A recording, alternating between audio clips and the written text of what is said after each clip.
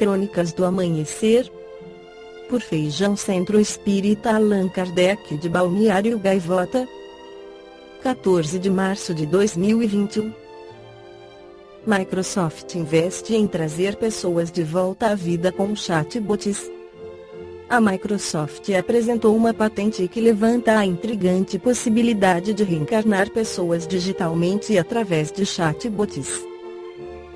Ao invés de utilizar o método convencional de treinar chatbots com uso de conversas e materiais de uma grande quantidade de usuários, a patente da Microsoft, como foi identificada pelo Bergismo, traz a possibilidade da criação de um chatbot de uma pessoa em específico.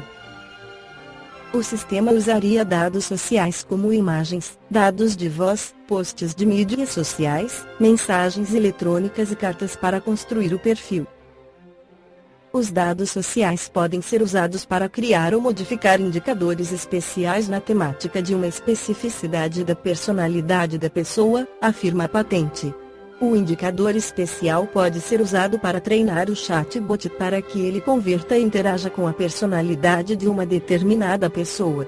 O chatbot poderia até soar como uma pessoa real.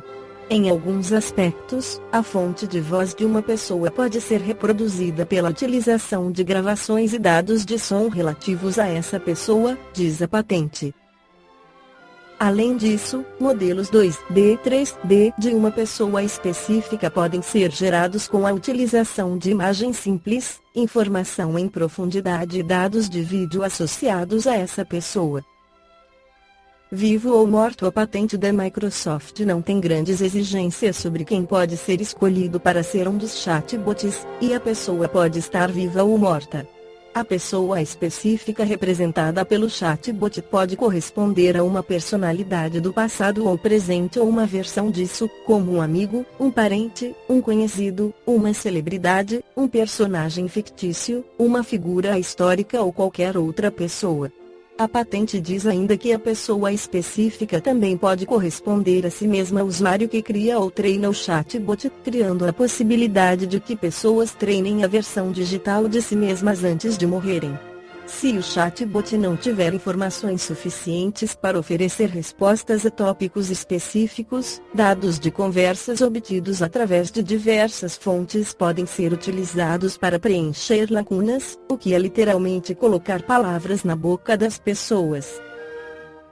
A patente também opera questões complicadas de lidar com perfil de pessoas mortas, o que sugere que o bot pode ter consciência de estar imitando alguém já falecido.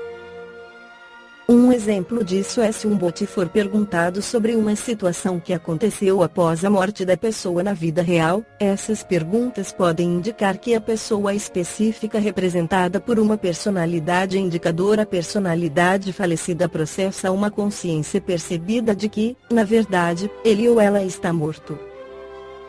Pronto para ser excluído? A ideia de reencarnar pessoas como chatbots levanta preocupações relativas a implicações de privacidade que não são discutidas na patente, focada em questões tecnológicas e funcionais do sistema. As pessoas terão a escolha de sair do sistema? Os parentes das pessoas mortas estariam aptos a impedir que outros transformem seus entes queridos em chatbots? Questões como essa ficarão no ar até que a Microsoft entregue um protótipo operante. Mas pode não demorar tanto assim. Atualmente somente se pode conversar com os mortos através de um médium.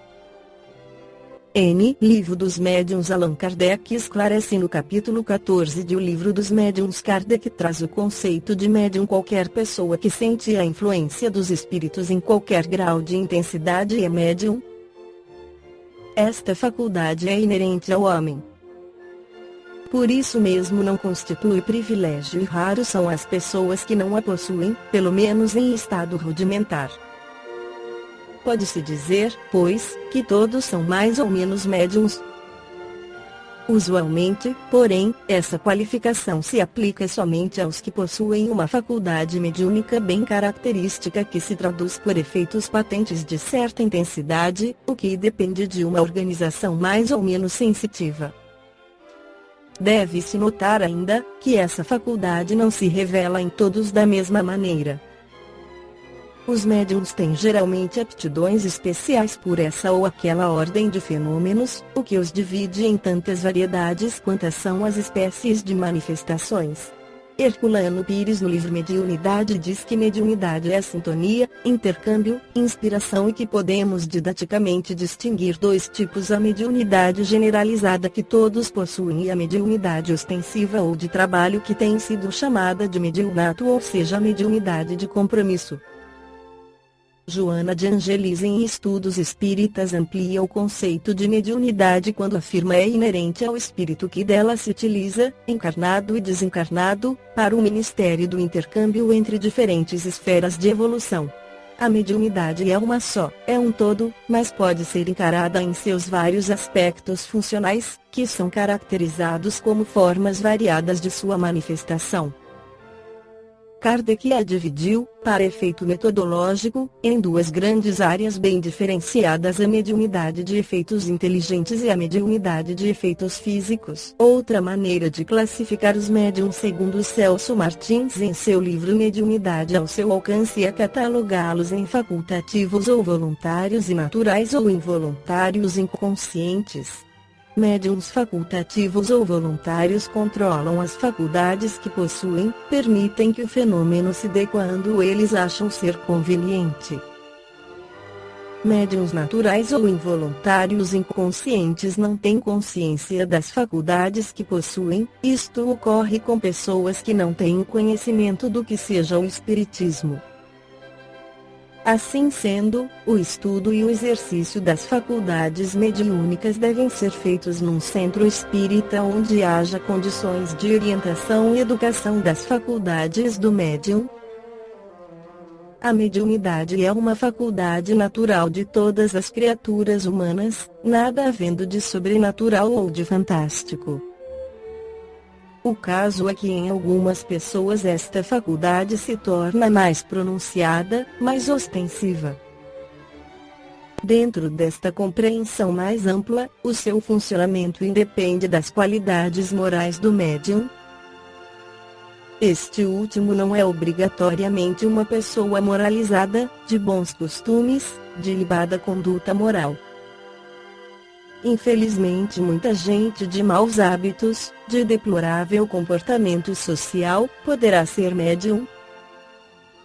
Por isso mesmo, não se pode condenar o espiritismo nem mesmo a mediunidade pelas atitudes e pelas ações deste ou daquele médium não moralizado. A aplicação da mediunidade vai depender então do médium, o qual poderá orientá-la para o bem ou para o mal, o que sem dúvida nenhuma terá uma profunda repercussão sobre a natureza dos espíritos que venham a se comunicar por seu intermédio. Bons médiuns atraem bons espíritos. Maus médiuns atraem espíritos maus. Esta foi a crônica do amanhecer de 14 de março de 2021. Por Feijão Centro Espírita Allan Kardec de Balneário Gaivota. Que a paz esteja com todos.